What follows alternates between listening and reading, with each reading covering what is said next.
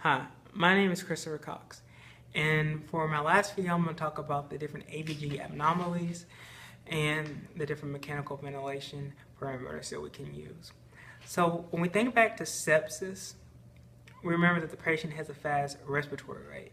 So now let's look at the board and kind of break down blood gases. So it's fast respiratory rate.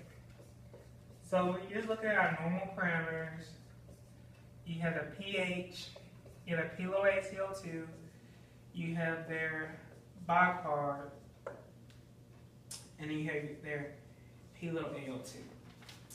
So let's just start off with a normal blood gas. So 7.37, because normal is 7.35 to 7.45. Low ACO2, normal is 35 to 45. So let's put them right at like, let's say 37. Bicarb, normal is 22 to 26. So let's put them at 24. 80 to 100 is good. So give them an 85. So that's just your normal blood gas. But as we already stated with sepsis, that patient is breathing fast. So now let's compare that blood gas. So they're breathing fast. They have a fast respiratory rate. So we're going to be blowing off CO2. So if they're blowing this off, we can expect this to go down. So let's say it's at 25 because they're blowing this off. So now, what do we expect to happen here with our pH? Well, they're inversely proportional. So if this goes down, this is going to go up. So now we're at normal range. We're going to go out, and we might be at a 7.5. Now our bicarb, we're going to keep the same because, maybe the body has not responded.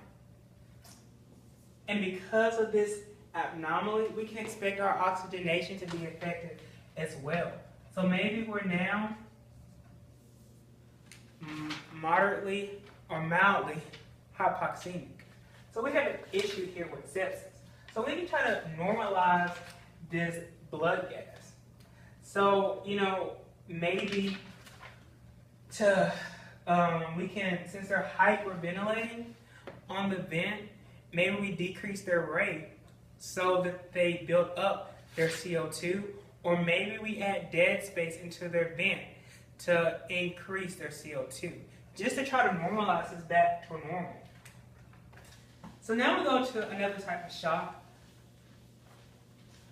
which they kind of have the same with the cardiogenic, obstructive, and distributive shock. Here, now your low ACO2 is going to be increased. So we already talked about our normal range is 35 to 45. So let's say now it's 50. So that's high, Or you know what, let's be a little higher than that. Let's say 60.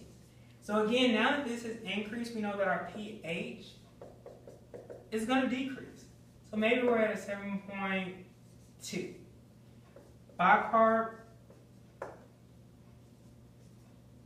is normal, but we can also expect this to be affected. So now we have an acidotic problem, and we have problem with oxygenation. So how can we fix this? Now we can hyperventilate our patient. Increase their rate on the vent if they're mechanically ventilated, or increase their tidal volume so that they can blow out that CO2. But we also always want to make sure that we do this first, the tidal volume, before we do the rate. But if they're at like the max for their tidal volume, then we can start playing around with their rate. So let's talk now about some more mechanical ventilation parameters. Now, we know with obstructive shock, they have the cardiac tamponade, which they have that fluid in their sac of their heart. So now we have a fluid problem. So how could we, on the vent, how could we fix that? Well, we have a few different options. One way is we can just put them in positive pressure ventilation, in which that positive pressure will push the fluid out. Or we could add PEEP. Because PEEP, that is, pressure again, that can also increase that baseline and push it out. Now, another mechanical ventilation parameter that we want to consider is that with a lot of these, a patient can develop ARDS. And ARDS is that consolidation in the lungs, that hardening in the lung. So we know now, because the lungs are hard and we're not getting that adequate tidal volume, we know that their PIP, their peak inspiratory pressure on the vent, is going to increase.